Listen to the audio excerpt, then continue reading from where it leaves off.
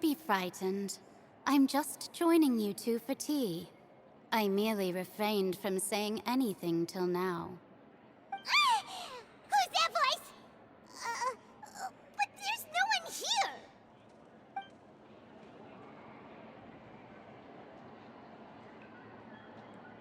Ah, have you forgotten me already? Wait, you are familiar. You're the voice we heard from the sky in Sumeru. The voice from the sky, I fear that description is wrong. Though, not completely wrong.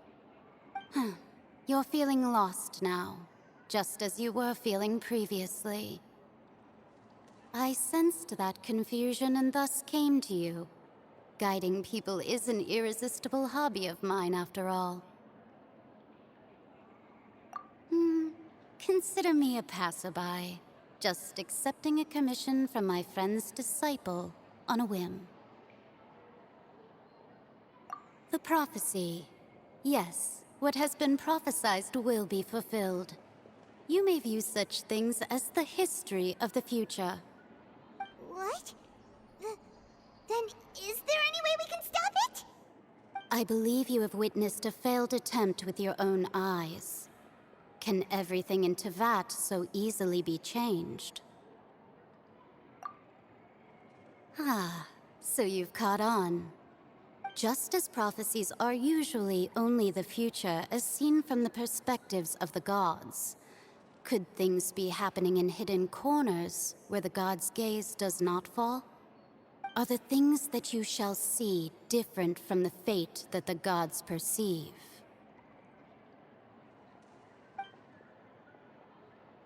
What is she talking about? It all sounds really impressive and important and stuff, but it also sounds kinda scary.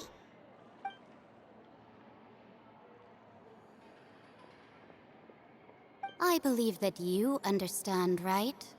Some things are insignificant, but others you must reach out to change. Ultimately, fate shall serve as your only guide, no matter what will happen in Teyvat's future. All you need to do is to play your part. This was good tea, by the way. Thank you for your hospitality. Well, that'll be all for today. The voice. It's gone.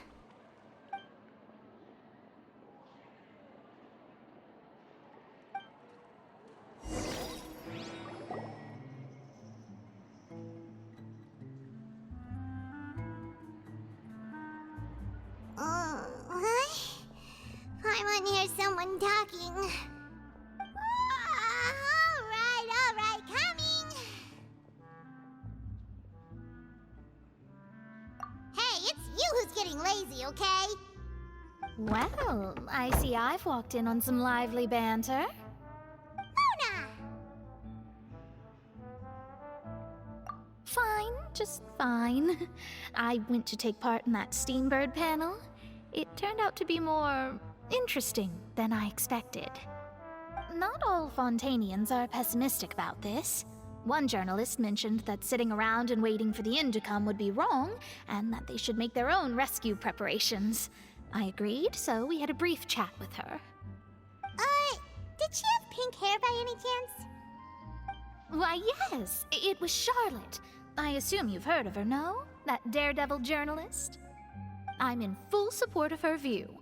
Prophecies are very important, but how can people allow their lives to be commandeered by just a few words? That's right! Paimon's glad to hear something sensible for once. Ah, yes. About what we had discussed before. I did try, but I'm afraid I couldn't reach the old hag. I'll try again tonight, but I wouldn't get your hopes up.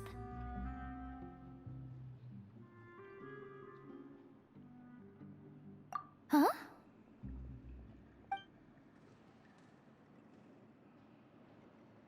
Goodness gracious. Are you serious? She said that even the god's gaze has blind spots. Pretty bold if you ask Paimon. Most people would believe the gods to be all-knowing, right? The Hexen Circle members are certainly anything but ordinary. As for the mage named N, the old hag has mentioned her a few times. She said that N's sense of direction is incredible, and that she loves guiding those who are lost. But I've never met her, and if she were still alive, she'd be... well, suffice it to say that the hag's at least a few hundred now, and N's been around for longer than that.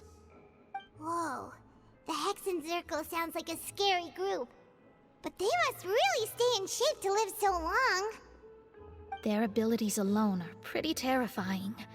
If she came to see you personally, then the problem you're facing must truly be of great importance. Well, it's not like Paimon could understand anything she said. Yes, she was quite cryptic, but I suspect she means that there is still a way to turn things around. She didn't say when or what that would be, though, so... perhaps it is something that you cannot know right now.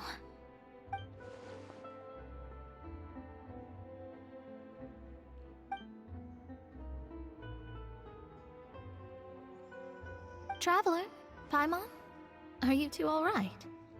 Oh, we're fine. We're just a little down right now. It kind of feels like the end is coming, you know? I see. I feel that same sense of desperation, too. I guess you could consider me someone who has often witnessed fate. So far as I have seen, it cannot be swayed. But even so, I still hope for and believe in miracles. Astrology is eternal and rational, but fate may not be. It is cruel, but it can also be beautiful. Perhaps that's what N was trying to tell you. Not to lose heart, and to believe that what you are seeing playing out before you is not yet set in stone. I did originally think of steering clear of all this, but I couldn't. Even if this is all futile, I still wish to help everyone. If we don't struggle to the last, then how can we face the end when it comes? Huh. You do have a point. There I go, talking about astrological principles again.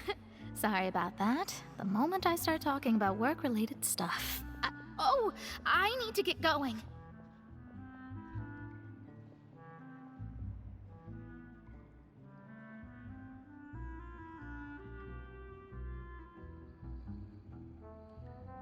It was worth trying to comfort you, even if only a little. I believe that you'll help those who are struggling in the same way I did.